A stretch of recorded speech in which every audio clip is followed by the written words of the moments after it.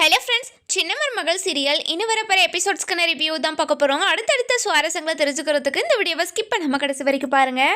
நம்ம தமிழ்ச்செல்வி இருந்துட்டு விவாகரத்து கேஸில் என்ன முடிவு எடுப்பாங்கன்னு எல்லாருமே ஆர்வமாக வெயிட் பண்ணிக்கிட்டு இருப்பீங்க. அவங்க என்ன முடிவு எடுத்திருக்காங்கன்னா வீடியோ கடைசியில் பார்க்கலாம். நம்ம தமிழ்ச்செல்வி இருந்துட்டு மலர்கிட்ட, இங்கே பாருங்கக்கா, பொட்டு புள்ளிங்கன்னா மட்டும் எல்லாத்துக்கும் பொறுத்து பொறுத்து போகணுமா? அவங்களுக்கு மட்டும் என்னதான் எதுக்காக இப்படியெல்லாம் படித்து வச்சுருக்காங்கன்னு எனக்கு ஒன்றுமே புரியல. எவ்வளோ அவமானப்பட்டாலும் அசிங்கப்பட்டாலும் பொறுத்துக்கிட்டு அங்கே வாழணும்னு என்ன நிச்சயம் இருக்குது சொல்லுங்க அப்படின்னு கேள்வி கேட்டுக்கிட்டு இருக்கவும், நம்ம மலர் இருந்துட்டு, இங்க பாரு தமிழ், இந்த உலகத்துல முக்காவாசி பேர் அப்படிதான் வாழ்ந்துகிட்டு இருக்காங்க. நம்மளுக்கு மட்டும் என்ன விதிவிலக்கா? இங்க பாருங்கக்கா, அதுக்காக தான்க்கா நான் யோசிச்சுக்கிட்டே இருக்கேன். நம்ம விதிவிலக்கான்னு கேட்குறீங்கல்ல, அந்த விதியை நான் மாத்துறதுக்காக தான் ட்ரை பண்ணிக்கிட்டு இருக்கேன். இங்க பாரு தமிழ், அந்த விதியை நீ மாற்ற ட்ரை பண்ணாலையும் உன்னோட வாழ்க்கை நல்லா இருக்கணும்னு உனக்கு தோணுதா? உனக்கு பிடிச்ச ஒருத்தர், நீ ரொம்ப லவ் பண்ற ஒருத்தர் உன்னை விட்டு போனா நீ சந்தோஷப்படுவியா இல்லை கஷ்டப்படுவியா? நீ விவகாரத்தை வாங்கிட்டு போயிட்டுன்னு கூட வச்சுக்கோ. போயிட்டேன்னா எப்படி நீ அங்கே சந்தோஷமாக இருப்ப? ஒவ்வொரு நாளும் அவரை நினச்சிக்கிட்டு நீ கஷ்டப்பட மாட்டியா? ஏன் தமிழ், உனக்கு உனக்கு கிடைச்ச வாழ்க்கை மாதிரி என்ன யாருக்குமே கிடைச்சிருக்காது. அதுவும் ஏதோ தெரியாமல் குடிச்சிட்டு இப்படி ஒரு வார்த்தையை சொல்லிட்டார் அவர். அதை பிடிச்சிக்கிட்டு நம்ம இவ்வளோ இவ்வளோ தூரத்துக்கு கொண்டு போக தேவையே இல்லை அப்படின்னு சொல்கிறாங்க. இதை கேட்டுட்டு நம்ம தமிழ்ச்செல்வி இருந்துட்டு யோசிச்சுக்கிட்டே இருக்காங்க. இங்கே பாரு தமிழ், நீ நிறைய யோசிக்காமல் இந்த விவாகரத்து கேஸை வாபஸ் வாங்க பாரு, சரியா அப்படின்னு சொல்கிறாங்க. இதை கேட்டுட்டு தனம் இருந்துட்டு, இங்கே பாருங்கக்கா, உங்களுக்கு கிடைச்ச வாழ்க்கை யாருக்குமே கிடைச்சிருக்காதுக்கா. மலர் அக்காவை பாருங்க, புருஷன் எந்த நிலைமையில இருக்கிறதுனால தான் இப்போது அவங்க தனியாக இருக்காங்க. இப்போது உனக்கு இவ்வளோ சப்போர்ட்டாக இருந்தோம், எதுக்காகக்கா மாமாவை தள்ளி தள்ளி வச்சுக்கிட்டு இருக்க அப்படின்னு சொல்கிறாங்க. இங்கே பாருங்கள், எல்லாருமே நான் சொல்ல வரதை நீங்கள் யாருமே புரிஞ்சுக்கவே மாட்டீங்க. புரிஞ்சுக்காம என்னை ஏன் இப்படியெல்லாம் சாவடிக்கிறீங்க அப்படின்னு சொல்லிட்டு சொல்லவும், இங்கே பாருக்கா, இதுக்கு மேலே உங்ககிட்ட பேசி பிரயோஜனமே கிடையாது. நீ என்ன முடிவு எடுக்கிறதா இருந்தாலும் எடுத்துக்கோக்கா. நாளைக்கு காலையில் வரைக்கும் உனக்கு டைம் இருக்குது, நல்லா யோசிக்கா அப்படின்னு சொல்லிட்டு 2 பேருமே கிளம்பிடுறாங்க. அந்த நேரம் பார்த்து காவியா வராங்க. வந்த உடனே நம்ம காவியா இருந்துட்டு தமிழ்ச்செல்வி கிட்ட, என்ன தமிழ்ச்செல்வி, என்ன முடிவு எடுத்திருக்கீங்க அப்படின்னு சொல்லி கேட்கவும், இதை கேட்டுட்டு தமிழ்ச்செல்வி இருந்துட்டு, இதில் என்ன முடிவு எடுக்கிறதுன்னு எனக்கு தெரியவே இல்லை. நான் ரொம்பவே குழப்பத்தில் இருக்கிறேன். சுயமரியாதையை இழந்து ஒரு வாழ்க்கையை வாழணுமான்னு இருக்குது. ஆனால் எல்லாரையும் கஷ்டப்படுத்திட்டு இங்கேருந்து போகணுமானும் இருக்குது. நான் என்ன முடிவு எடுக்கிறதுன்னு எனக்கே தெரியல அப்படின்னு சொல்லி தமிழ்ச்செல்வி பயங்கரமாக குழப்பத்தில் இருக்காங்க. நம்ம காவியா இருந்துட்டு, இங்கே பாரு தமிழ்ச்செல்வி, உனக்கு கிடைச்சிருக்க மாதிரி வாழ்க்கை யாருக்குமே கிடைக்காது. தப்பு பண்ணிட்டு அந்த தப்பை உணராமல் உன்கிட்ட வந்து மன்னிப்பு கேட்காம இருந்தால் தான் நீ மன்னிக்கிறதுக்கு யோசிக்கணும். ஆனால் அவர் உனக்காக மன்னிப்பு கேட்கறதுக்காக எவ்வளவோ பண்ணிக்கிட்டு இருக்காரு. ஆனால் அந்த மனுஷனை போயிட்டு நீ மன்னிக்காம இவ்வளோ தூரம் இழுக்கடிச்சுக்கிட்டு இருக்கிறது எனக்கு சரியாகவே படலை. அதுவும் என்னோட புருஷனை நீ யோசித்து பார்த்தனாவே நீ கண்டிப்பாக நீ கொடுத்த வச்சுப்பேன்னு சொல்லிட்டு நீ நினச்சிக்கலாம் அப்படின்னு சொல்கிறாங்க. இதை கேட்டுட்டு தமிழ்ச்செல்வி யோசிச்சுக்கிட்டே இருக்காங்க. அதுக்கப்புறம் காவியா இருந்துட்டு, இங்கே பாரு தமிழ்ச்செல்வி, கண்டிப்பாக சேது மாமா கூட நீ சேர்ந்து வாழணும்னு தான் எல்லாருமே ஆசைப்படுறோம். சேது மாமாவும் அதை தான் ஆசைப்படுறாரு. நீ உன்னை வந்து கட்டாயம் ஒன்றும் படுத்தலை மாமா. அதாவது இப்போதைக்கு டிவோர்ஸ் கேஸை மட்டும் வாபஸ் பண்ணிக்கலாம் அப்படின்னு தான் யோசிச்சுக்கிட்டு இருக்காங்க. நீ என்ன முடிவு எடுக்கணுமோ எடுத்துக்கோ, அதுக்கப்புறம் உன்னோட இஷ்டம் அப்படின்னு சொல்லிடுறாங்க. அதுக்கப்புறம் என்ன, நம்ம காவியா இருந்துட்டு சொல்லிட்டு கிளம்பிடுறாங்க. நம்ம தமிழ்ச்செல்விக்கு ஒரே குழப்பம், என்ன பண்ணுறது ஏது பண்ணுறதுன்னே தெரியல. அதுக்கப்புறம் நடந்த விஷயத்தை எல்லாத்தையும் ரீவைண்ட் பண்ணி பார்க்குறாங்க. பார்த்த உடனே பயங்கர கோவம் தான் வருது தமிழ்ச்செல்விக்கு. அந்த வார்த்தையை கேட்க கேட்க அப்படியே நாடி நரம்பெல்லாம் அப்படியே புடச்சி போகிற மாதிரி ரொம்ப ஃபீல் பண்ணிக்கிட்டு இருக்காங்க. அதுக்கப்புறம் என்ன, நம்ம சேது வராரு. வந்த உடனே தமிழ், நாளைக்கு காலையில் நம்ம 11 மணிக்கு கோர்ட்டுக்கு போகணும். அங்கே போய் என்ன நீ முடிவு சொல்ல போகிற? உன்னை நினச்சா எனக்கு ரொம்ப பயமாக இருக்குது. இந்த கேஸை வாபஸ் பண்ண போகிறேன்னு நான் சொல்ல போகிறேன். நான் தான் இந்த கேஸையே போட்டது.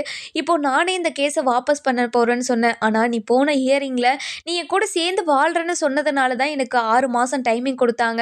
இப்போது நீ என் கூட சேர்ந்து வாழ விருப்பமே இல்லைன்னு சொல்லிட்டா திரும்பவும் ஏதாச்சும் இந்த கேஸு இழுத்துட்டே போகும். அதனால் எனக்கு எனக்கு டிவோர்ஸ் கொடுக்காத தமிழ், நம்ம 2 பேரும் ஃப்ரெண்ட்ஷிப்பாக கூட இருக்கலாம்.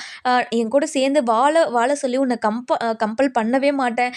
நீ நீ என்ன முடிவு எடுத்திருக்க சொல்லு தமிழ் அப்படின்னு சொல்லவும், இங்கே பாருங்கள், ஊர் முன்னாடி வச்சு என்னை எவ்வளோ அசிங்கப்படுத்துனீங்க. பேசுகிறீங்க. அது தெரிஞ்சிருந்தோம் திரும்ப திரும்ப என்கிட்ட வந்து எப்படிங்க உங்களால் இப்படியெல்லாம் பேச முடியுது, இப்படியெல்லாம் என்கிட்ட பேசாதீங்க, எனக்கு கோவம் வந்துடும் தெரிஞ்சுக்கோங்க அப்படின்னு சொல்கிறாங்க. அதுக்கப்புறம் என்ன நம்ம தமிழ்ச்செல்வி இருந்துட்டு அங்கேருந்து போயிடுறாங்க. நம்ம சேது பயங்கரமான வருத்தத்தில் உக்காந்துக்கிட்டு இருக்கவும் கருப்பு வராரு. கருப்பு வந்த உடனே மாப்பிள்ள நீ பேசிக்கிட்டு இருக்கிறதெல்லாம் நான் கேட்ட மாப்பிள்ள. கேட்ட உடனே எனக்கே அவ்வளோ கஷ்டமாக இருந்துச்சு. இந்த தமிழ்ச்செல்வி எதுக்காக புரிஞ்சுக்காம இப்படியெல்லாம் பண்ணிக்கிட்டு இருக்குன்னு எனக்கு ஒன்றுமே புரியல.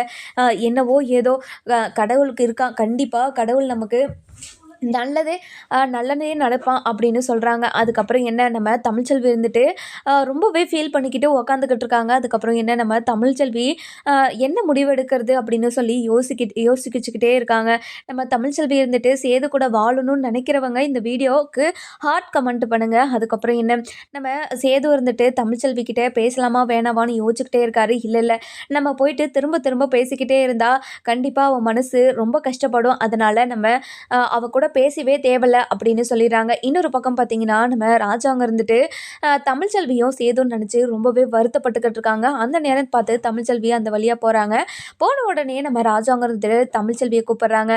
ஏமா தமிழ்ச்செல்வி இங்கே வாமா அப்படின்னு சொல்லி கூப்பிட்ட உடனே நம்ம தமிழ்ச்செல்வி போய் சொல்லுங்க மாமா என்ன விஷயம் அப்படின்னு சொல்லி கேட்குறாங்க. கேட்ட உடனே நம்ம தமிழ்ச்செல்வி இருந்துட்டு சொல்லுங்க மாமா அப்படின்னு சொல்லி கேட்கவும், இல்லைம்மா தமிழ்ச்செல்வி நாளைக்கு 2 பேருமே கோர்ட்டுக்கு போக போகிறீங்க, நீங்கள் என்ன முடிவு எடுத்திருக்கீங்க அப்படின்னு சொல்லி கேட்கவும், இங்கே பாருங்க மாமா எனக்கு இந்த வாழ்க்கையில் திரும்பவும் இந்த வாழ்க்கையை தொடரணும்னு எனக்கு தோணவே இல்லை.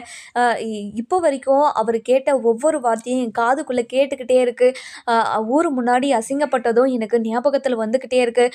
அது மட்டும் இல்லாமல் 2 நாளைக்கு முன்னாடி கூட வீட்டிலையே என்னை அசிங்கப்படுத்தி பேசினாங்க. கண்டிப்பாக ஊர் உலகத்துலலாம் என்னை எப்படியெல்லாம் பேசுவாங்க. நான் அதனால தான் மாமா இந்த வாழ்க்கையை ஏற்றுக்கலாமா வேண்டாவான்னு எனக்கு யோசனையாகவே இருக்குது அப்படின்னு சொல்லவும், இதை கேட்டுட்டு ராஜாங்க இருந்துட்டு இங்கே பாருமா தமிழ்ச்செல்வி என்னோட பையன் ஏதோ தெரியாமல் அப்படி ஒரு விஷயத்த பண்ணிட்டான். அவன் பண்ணதை நான் நியாயப்படுத்தியெல்லாம் பேசலை. அவன் பண்ணதெல்லாம் தப்பு தான், நான் இல்லைன்னெல்லாம் சொல்லலை. அதுக்காக என்னோட பையனை விட்டும் இந்த வீட்டை விட்டும் போயிடாதம்மா. இந்த வீட்டில் இருக்கிற எல்லாருக்குமே உன்னை ரொம்ப பிடிக்கும். நீ இந்த வீட்டில் இல்லைன்னா கண்டிப்பாக எல்லாருமே ரொம்ப வருத்தப்படுவாங்க. அதுவும் ஆத்தா ரொம்ப வருத்தப்படும். உன்னைனா ஆத்தாக்கு ரொம்ப பிடிக்கும். நீ இல்லைன்னா ஆத்தா எப்படி இருக்கும்னு எனக்கு நினச்சி கூட பார்க்க முடியல தமிழ். அதாவது உனக்காக இல்லைனாலையும் இந்த வீட்டில் இருக்கிறவங்களுக்காக இங்கே இருக்கலாம்ல அப்படின்னு சொல்லவும், என்னை மன்னிச்சிருங்க மாமா அப்படின்னு சொல்லிட்டு அந்த இடத்த விட்டு கிளம்புறாங்க. இதை கேட்ட நம்ம ராஜாங்க இருந்துட்டு ரொம்பவே ஃபீல் பண்ணிக்கிட்டு இருக்காரு. அதுக்கப்புறம் மோகனா இருந்துட்டு என்னங்க தமிழ்ச்செல்வி இப்படியெல்லாம் சொல்லிட்டு போகிறாளே, தமிழ்ச்செல்வி விவாகரத்து பண்ணிடுவாளாங்க, எனக்கு ரொம்ப பயமாக இருக்குங்க. இந்த சேது இப்போ கேஸை வாபஸ் பண்ணாமல் இருந்திருந்தா கூட இன்னும் 3 மாதத்தில் கண்டிப்பாக தமிழ்ச்செல்வியோட மனசு மாறி இருக்கலாம். ஆனால் இப்போவே போயிட்டு தமிழ்ச்செல்வியை கேஸை வாபஸ் வாங்குறேன்னு சொல்லிட்டு இப்போ மொத்தமாக முடிச்சு விட பார்க்குறானே அப்படின்னு சொல்லிட்டு பேசிக்கிட்டு இருக்காங்க. அந்த நேரம் பார்த்து நம்ம அப்பத்தா வராங்க. வந்த உடனே விஷயத்த கேட்குறாங்க. என்ன ராஜாங்கோ என்ன 2 பேரும் பேசிக்கிட்டு இருக்கீங்க அப்படின்னு சொல்லி கேட்கவும், இங்கே பாருங்க தமிழ்ச்செல்வி இப்போ தான் எங்ககிட்ட பேசிட்டு போனா, அவள் என்ன சொன்னான்னு தெரியுமா அப்படின்னு சொல்லி கேட்கவும், என்ன சொன்னா மோகனா அப்படின்னு சொல்லி கேட்கவும், அதுக்கப்புறம் என்ன நம்ம மோகனா இருந்துட்டு இங்கே பாருங்க இனிமேல் நாங்கள் இந்த வீட்டில் இருக்க போகிறதில்ல, இனிமேல் இந்த வாழ்க்கையை தொடர்ந்து நான் இந்த தொடர போகிறதில்ல, இதோடு முடிச்சுக்க போகிறேன் அப்படின்னு சொல்லிட்டு போகிறா அத்தை அப்படின்னு சொல்றாங்க. இதை கேட்டுட்டு நம்ம அப்பத்தாக்கு பயங்கரமா ஷாக் ஆயிடுது. அவ அப்படியா சொல்லிட்டு போனா, அவளை நான் போய் வச்சுக்கிறேன், நான் போய் கேட்டுட்டு வரேன் இரு அப்படின்னு சொல்லவும், இதை கேட்டுட்டு ராஜாங்க இருந்துட்டு இங்க பாருங்க தான் யாரையும் நம்ம கட்டாயப்படுத்தக்கூடாது, கட்டாயப்படுத்தி வாழ்ற வாழ்க்கை அது நிம்மதியாவே இருக்காது, நீங்க அவகிட்ட போயிட்டு எதுவும் கேட்காதீங்க அப்படின்னு சொல்லவும், இதை கேட்டுட்டு நம்ம ராஜாங்க இருந்துட்டு அதாவது ஆத்தா இருந்துட்டு இங்க பாரியா ராஜாங்கம், இந்த விஷயத்த நான் இப்படியே விட போறதில்ல, இப்படியே விட்டா அவங்களுக்கு அவங்க முடிவு பண்ண மாதிரி பண்ணிக்கிட்டு 2 பேர் வாழ்க்கையும் 2 திசையில் இருக்கும், அதை பார்த்துக்கிட்டு என்னால் அமைதியெல்லாம் இருக்க முடியாது அப்படின்னு சொல்கிறாங்க. அதுக்கப்புறம் என்ன நம்ம ராஜாங்க இருந்துட்டு இங்கே பாருங்க தான் இது நானும் அப்படி தான் நினச்சி பேசினேன், ஆனால் என்கிட்டயே என்னை மன்னிச்சிருங்கன்னு சொல்லிட்டு போயிட்டா. உங்ககிட்ட ஏதாச்சும் சொன்னாங்கன்னா எனக்கு ரொம்ப கஷ்டமாயிடும் அத்தா, அதனால் நீ அவகிட்ட பேசாதீங்க அப்படின்னு சொல்லிடுறாங்க. இதை கேட்டுட்டு ஐயோ உங்ககிட்ட அப்படி பேசினால அவளை வச்சுக்கிறேன் இரு நான் போய் அப்படின்னு சொல்லிட்டு யார் பேச்சையும் கேட்காம மேலே போகிறாங்க. மேலே போன உடனே இங்கே பாருடி, உனக்கு என்ன திமிரு இது ஏறி போயிருக்காடி, எதுக்காகடி இப்படியெல்லாம் பண்ணிக்கிட்டு இருக்க அப்படின்னு சொல்லி கேட்கவும், அந்த வழியாக நம்ம மலர் போய்கிட்டு இருக்காங்க. போன உடனே இங்கே சத்தம் கேட்குறத பார்த்துட்டு என்னாச்சு அப்பதான் அப்படின்னு சொல்லிட்டு உள்ளே போய் கேட்கவும், உள்ள தமிழ்ச்செல்வி கூட சண்டை போட்டுக்கிட்டு இருக்காங்க.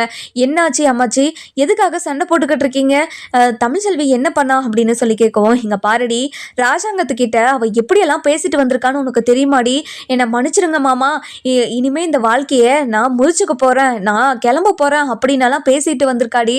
அவன் எவ்வளோ பெரிய மனுஷன், அவன் முன்னாடி இப்படியெல்லாம் பேசிட்டு வந்திருக்கான், அவனுக்கு எவ்வளோ கஷ்டமாக இருந்திருக்கும் அப்படின்னு சொல்லவும், இதை கேட்டுட்டு நம்ம ராஜாங்கத்துக்கு அதாவது மலருக்கு பயங்கரமாக ஷாக் ஆகிடுது.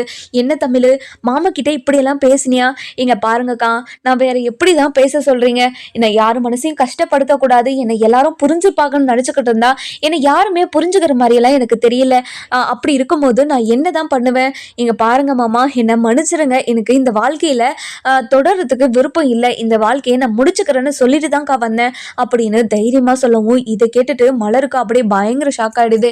அதுக்கப்புறம் என்ன, நம்ம அப்பதான் இருந்துட்டு, இங்கே பாருடி, உனக்காக என்னோட பேரன் ஒவ்வொன்றுத்தையும் பார்த்து பார்த்து பண்ணிக்கிட்டு இருக்காண்டி, அவன் பண்ணதெல்லாம் தப்பு தான், அதுக்காக என்னோட பையனை இப்படியெல்லாம் அலக்கழிக்குவாடி, என்னோட பையன் என்னோட பேரன் எவ்வளோ பெரிய ஆள் தெரியுமா, உன் பின்னாடி எல்லாம் சுத்துறான் பத்தியா, அவனை சொல்லணும் அப்படின்னு சொல்லிட்டு நம்ம அதாவது அப்பதான் இருந்துட்டு ரொம்பவே கேவலமாக பேச ஆரம்பிச்சிடறாங்க. இதை கேட்ட தமிழ்ச்செல்விக்கு பயங்கரமாக கோவம் வந்தது. இங்க பாருங்க அம்மாச்சி, உங்க சைட்ல நான் இல்லைன்னு சொல்லிட்டு என்னை எவ்வளோலாம் அசிங்கப்படுத்துறீங்க, அப்போ ஊருக்குள்ள என்னை எப்படியெல்லாம் அசிங்கப்படுத்திட்டு இருப்பாங்க, இதெல்லாம் நினைச்சுதான் இந்த வாழ்க்கையை எனக்கு தேவையில்லைன்னு நான் முடிவு பண்ணேன் அப்படின்னு சொல்றாங்க. இதை கேட்டுட்டு நம்ம அப்பதான் இருந்துட்டு, இங்கே பாரடி தமிழ், நான் உங்ககிட்ட எப்படி பேசி நான் இங்கே இருக்க வைக்கிறதுன்னு எனக்கு தெரியலடி, என்னோட பேரை ரொம்ப பாவண்டி, அவன் செஞ்சு தப்பா நினச்சி ஒவ்வொரு நாளும் அவ்வளோ கஷ்டப்பட்டுக்கிட்டு இருக்கான், ஒரு நாள் சாப்பிட மாட்டான், இன்னொரு நாள் தூங்கவும் மாட்டான், அவனை பார்த்து பார்த்து எனக்கு அவ்வளோ கஷ்டமாக இருக்குதுடி அப்படின்னு சொல்லவும், இங்கே பாருங்க அம்மாச்சி, அப்போ நான் எத்தனை நாள் தூக்கம் இல்லாமல் இருந்திருப்பேன், எத்தனை நாள் சாப்பிடாம இருந்திருப்பேன், என்னை யாராச்சும் கேட்கறதுக்கு ஆள் இல்லையே, இப்போ உங்கள் பேரன் கஷ்டப்படுறத பார்த்து மட்டும் நீங்க அவ்வளோ வருத்தப்படுறீங்க, நீங்க ஒரு நாளாச்சு உங்க பேரனை பார்த்து நீ பண்ணதெல்லாம் தப்பு, இப்படியெல்லாம் பேசியிருக்க கூடாதுன்னு அன்னைக்கு கேட்டிருப்பீங்களா, யாருமே கேட்டிருக்க மாட்டீங்க, நீ கேட்டது எல்லாமே சரின்ற மாதிரி தானே பேசியிருப்பீங்க அப்படின்னு சொல்றாங்க. இதை கேட்டுட்டு நம்ம அப்பத்தாவால் வாயை திறக்கவே முடியல. அதுக்கப்புறம் தாமரை இருந்துட்டு தாமரையும் நம்ம சாவித்திரியும் இதெல்லாம் ஒட்டு கேட்டுக்கிட்டு இருக்காங்க. கேட்ட உடனேம்மா, கண்டிப்பா தமிழ்ச்செல்வி இந்த வீட்டை விட்டு போயிடுவாமா, அவ பேசிக்கிட்டு இருக்கிறதெல்லாம் பார்த்தா கண்டிப்பா இந்த வீட்டை விட்டே நாளைக்கே போயிடுவா போலமா, நாளைக்கு கோர்ட்ல கேஸ் ஹியரிங்க்கு வருது, அவங்க என்ன சொல்லுவாங்க ஏது சொல்லுவாங்கன்னு எனக்கு தெரியலையே அப்படின்னு சொல்லவும், அதுக்கப்புறம் என்ன நம்ம அதாவது தாமரை இருந்துட்டு, இங்கே பாருமா, கண்டிப்பாக தமிழ்ச்செல்வி நாளைக்கு ஊருக்கு போகிறா, அதை நம்ம செலிப்ரேட் பண்ணணுமா, இனிமேல் அவள் தமிழ்ச்செல்வி இந்த சாப்டரே முடிஞ்சு போச்சுமா அப்படின்னு சொல்லி செம்மையாக ஜாலியாக என்ஜாய் பண்ணிக்கிட்டு இருக்காங்க. அதுக்கப்புறம் என்ன, நம்ம அப்பதான் இருந்துட்டு, இங்கே பாருடி, இனிமேலும் உன்னோட இஷ்டம்டி, நீ என்ன வேணாலும் பண்ணிக்கோ, இனிமே உன்னை வந்து எதுக்காகடி இப்படி பண்ண, ஏன் இப்படி பண்ணன்னு ஏதாவது ஒரு கொஷின் கூட உன்னை கேட்கவே மாட்டாண்டி, என் மேலே இருக்கிற மரியாதையே உங்ககிட்ட இல்லை, அப்படி இருக்கும்போது என் பேச்சை எப்படி நீ கேட்குவ, அதனால நான் இங்கேருந்து போகிறேன்டி. இங்கே பாருங்க அம்மாச்சி, உங்கள் மேலே எனக்கு பாசமோ வருத்தமோ எதுவுமே, அதாவது பாசம் இல்லாமலாம் இல்லை, உங்கள் மேலே நிறைய பாசம் இருக்குது, வருத்தமோ உங்கள் மேலே கிடையாது, எனக்கு உங்களை பார்க்கணுன்னு ஆசைப்பட்டா கண்டிப்பாக நான் ஓடி வந்துடுவேன், ஓடி வந்து உங்களை பார்த்துட்டு கிளம்பிடுவேன் அப்படின்னு சொல்கிறாங்க. இங்கே பாருடி, நீ இங்கே இருக்கணும் தானே நான் ஆசைப்பட்றேன், ஏன்டி அதை புரிஞ்சுக்காம இப்படியெல்லாம் பேசிக்கிட்டு இருக்க, உங்கள் அப்பா அம்மாவுக்கும் நீ இங்கே இருக்கணும் தானே ஆசை, அது மட்டும் இல்லாமல் உங்கள் அப்பா அம்மா கிட்ட போயிட்டு உக்காந்துருந்தா உங்க அப்பா அம்மாக்கு தாண்டி கஷ்டம், அவங்கள எதுக்கடி நீ கஷ்டப்படுத்தணும், அவங்க ஒவ்வொரு நாளும் உன்னை நினைச்சு தாண்டி வருத்தப்பட்டுக்கிட்டு இருக்காங்க, நீ எப்ப மாப்பிள்ளை கூட சேர்ந்து வாழுவ, மாப்பிள்ளை கூட சேர்ந்து வாழ்ந்து சந்தோஷமா இருக்க மாட்டியான்னு ஒவ்வொரு நாளும் ஏங்கிக்கிட்டு இருக்காங்கடி, அப்படி ஒரு சூழ்நிலை வந்தோம் நீ அந்த வாழ்க்கையே வேண்டான்னு தூக்கி போட்டுட்டு போனா அவங்க 2 பேரும் மனசும் என்னடி ஆகிறது, அதுவும் இன்னொரு பொட்ட பொண்ணு வேற இருக்கு கல்யாணம் பண்றதுக்காக, அந்த பொண்ணுக்கு எப்படி வாழ்க்கை கிடைக்கும், நீ சுயமரியாதையோட வாழணுன்றதுக்காக எல்லாரும் வாழ்க்கையும் எல்லாரையுமே கஷ்டப்படுத்திட்டு போறியடி, இதுதான் நீ சுயமரியாதையோட வாழ்றதா அப்படின்னு சொல்லி கேட்கவும், இதை கேட்டுட்டு நம்ம தமிழ்ச்செல்விக்கு பயங்கர கோவம் வந்துடுது. இங்க பாருங்க அம்மாச்சி, என்னோட சுயமரியாதையை யாருக்காகவும் இழக்க முடியாது, அதுக்குன்னு நான் என்ன வேணாலும் கேட்டுக்கிட்டும் பொறுத்துக்கிட்டும் போயிட்டு இருக்கணும்னு சொல்றீங்களா, எங்க பாருடி, நான் அப்படியெல்லாம் இருக்க சொல்லலடி. தப்பு பண்ணா தண்டனை அனுபவிச்சே ஆகணும். என்னோட பேரன் நிறையவே தண்டனை அனுபவிச்சுட்டான். அதுக்காக தாண்டி உன்கிட்ட பேசிக்கிட்டு இருக்கேன். என்னோட பேரன் பண்ணது தப்பு தாண்டி. நானே உன் காலில் விழுந்து மன்னிப்பு கேட்கவா அதுக்கு அப்படின்னு சொல்லி கேட்கவும், இதை கேட்டுட்டு இங்கே பாருங்க அம்மாச்சி, மன்னிப்பு கேட்கறதுனால மட்டும் எதுவுமே மாற போகிறதில்ல. எல்லாமே அப்படி தானே இருக்க போகுது. அதுக்கு எதுக்காக மன்னிப்பெல்லாம் கேட்கணும்? எனக்கு மன்னிப்பெல்லாம் தேவையில்ல அம்மாச்சி. இதை பற்றி யாருமே என்கிட்ட பேச தேவையில்ல அப்படின்னு சொல்லிடுறாங்க. இதை கேட்ட நம்ம சேது வந்துட்டு, இங்கே பாருங்க அப்பதான் எதுக்காக இங்கே வந்து தமிழ்ச்செல்வி கிட்டே இப்படியெல்லாம் பேசி அவ மனசை கஷ்டப்படுத்திக்கிட்டு இருக்கீங்க? இப்படி யார் மனசையும் கஷ்டப்படுத்தி என் கூட வாழணும்னு எனக்கு விருப்பமே கிடையாது. அவங்க மனசுக்காக தோணணும் என் கூட வாழணும்னு. அவங்க மனசில் நான் இருக்கேன்னு எனக்கு தெரியும். ஆனால் ஏன் இப்படி நடந்துக்கிட்டு இருக்காங்கன்னு எனக்கும் ஒன்றுமே புரியல அப்படின்னு சொல்லவும், இதை கேட்ட நம்ம ஈஸ்வரி இருந்துட்டு, இங்கே பாரு சேதோ, நீ அவங்க தான் உன்னை வேண்டான்னு விரட்டி விரட்டி துரத்துறாள். அவள் பின்னாடி எதுக்காக போகிற? இங்கே பாரு, அவள் பின்னாடியெல்லாம் நீ போகவே போகாத. அவளே உன்னை தூக்கி போடும்போது அவளை நீ தூக்கி போட்டுட்டு இன்னொரு கல்யாணம் பண்ணிக்கோ.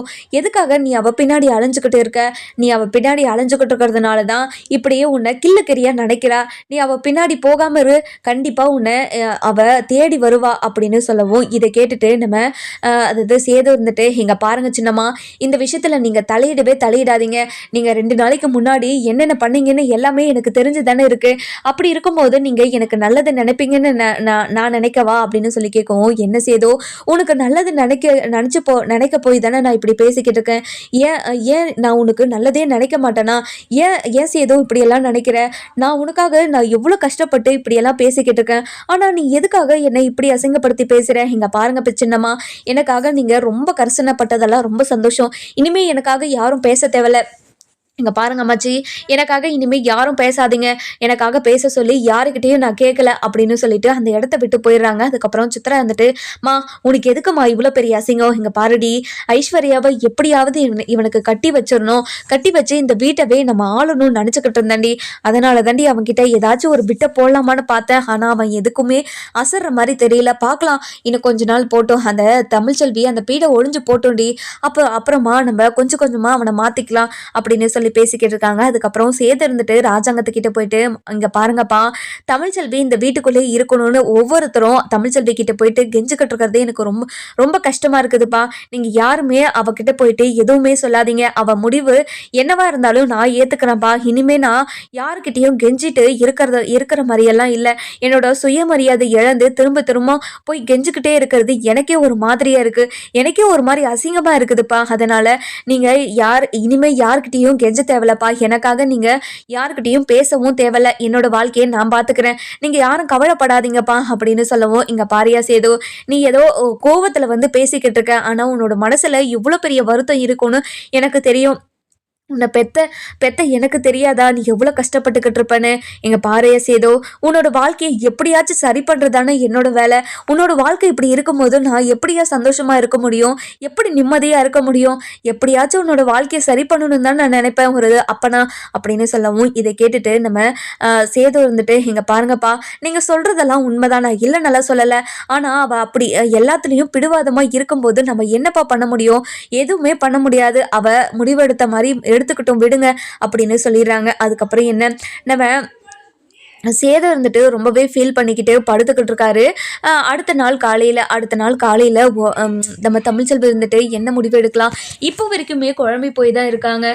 இந்த குடும்பத்தில் இருக்கிற எல்லாருமே தனக்காக இவ்வளோ பேசுகிறாங்களே, இவங்களெல்லாம் உதாசனைப்படுத்திட்டு நம்ம இந்த வாழ்க்கை விட்டு போகிறதா, இல்லை நம்ம சுயமரியாதையை காப்பாற்றி இந்த வாழ்க்கை விட்டு போகிறதா அப்படின்னு யோசிச்சுக்கிட்டு இருக்காங்க. அதுக்கப்புறம் என்ன, நம்ம மலர் வராங்க. வந்த உடனே, இங்கே பாரு தமிழ், 10 மணி ஆயிடுச்சு, இன்னும் நீ ரூமை விட்டு வெளியே வரலை.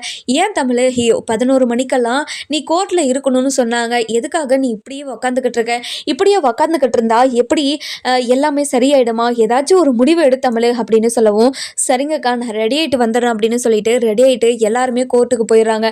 கோர்ட்டுக்கு போன உடனே நம்ம சேதுக்கா அப்படியே கை காலெல்லாம் நடுங்கிட்டு இருக்கு. அதுக்கப்புறம் கருப்பு இருந்துட்டு, என்ன மாப்பிள்ள கை காலெல்லாம் நடுங்குது? இங்கே பாருங்க மாமா, மனசுக்குள்ள வருத்தம் இருந்தாலையும் அதை வெளியே காட்டாமல் இருக்கேன். ஆனால் தமிழ் என்ன முடிவு எடுப்பான்னு நினச்சாவே எனக்கு அவ்வளோ கஷ்டமாக இருக்குது. கண்டிப்பாக அவள் என்னை விட்டு போயிடுவா. அவள் அப்படி தான் நினச்சிக்கிட்டு இருக்கான்னு எனக்கு தோணுது. ஏன்னா வீட்டில் இருக்கிற எல்லாருமே பேசி பார்த்துட்டாங்க. எல்லாரும் பேசி பார்த்தோம். அவள் யாருக்குமே பிடி கொடுக்காம இந்த வாழ்க்கையை விட்டு போக தான் போகிறேன் அப்படின்ற மாதிரி பேசிக்கிட்டே இருந்தா. இப்போது நான் என்ன பண்ணுறது ஏது பண்ணுறதுன்னு எனக்கு ஒன்றுமே புரியல மாமா அப்படின்னு சொல்லவும், இங்கே பாரு மாப்பிள, நீ கவலைப்படாத. கண்டிப்பாக தமிழ்ச்செல்வி இந்த வாழ்க்கையை நான் ஏற்றுக்கிறேன், இந்த கேஸை வாபஸ் பண்ணுறேன் அப்படின்னு தான் சொல்லுவாங்க. நீ கவலையப்படாத, இதுதான் நடக்கும். தமிழ்ச்செல்வி எல்லாருக்கும் சர்ப்ரைஸ் கொடுக்கறதுக்காக இப்படி ஒரு விஷயத்த பண்ணும். நீ கவலைப்படாத அப்படின்னு சொல்லிடுறாங்க.